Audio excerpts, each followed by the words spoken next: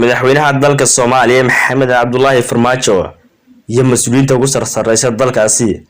ayaa daawadayaal ka cadhooday hadallo in dhaweeytaba ka soo yeedhiyo istaba socday taakaya farxas leh ama Sufyaan hadba sida u taqaanaana ninkii saacadii u dambeeyay iyo waliba maalmo la soo dhaafay aad ka gilgilay social media magaciisa lagu magacaabo taakaya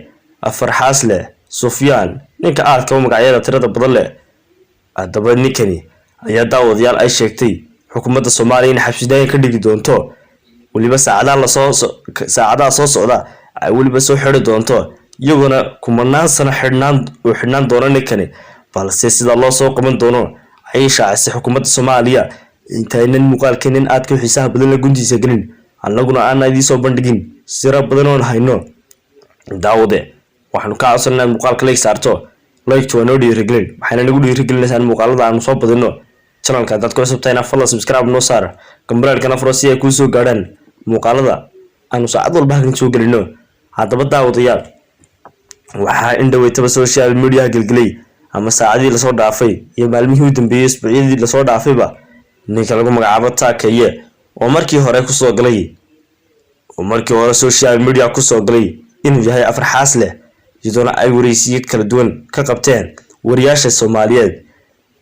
adaba ninkani isagoo muddo yar joogay ayaa waxa mikrofoonka ka daba qaatay rag badan oo sirtiisa yaqaanay hadaba waxa ay sheegeen in ninkani beeraley isla mar ahaantaasina magaciisa dhabtaana waa sheegeen waxa la dhahaa taakaya isagoo taakeyn jiray dad aad tiro badan dhiblowna waxa ninkani Soomaaliyana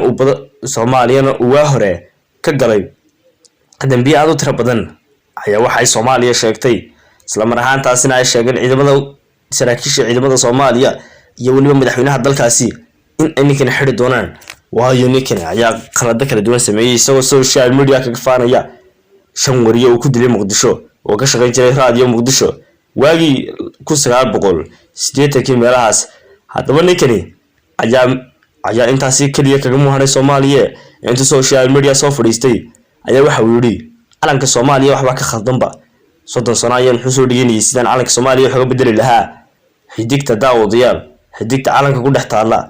ee anagu aaminsanahay ama inagu u naqaano in ay ka turjumayso shanta Soomaaliyeed ayaa waxa uu yiri waa la caabudaa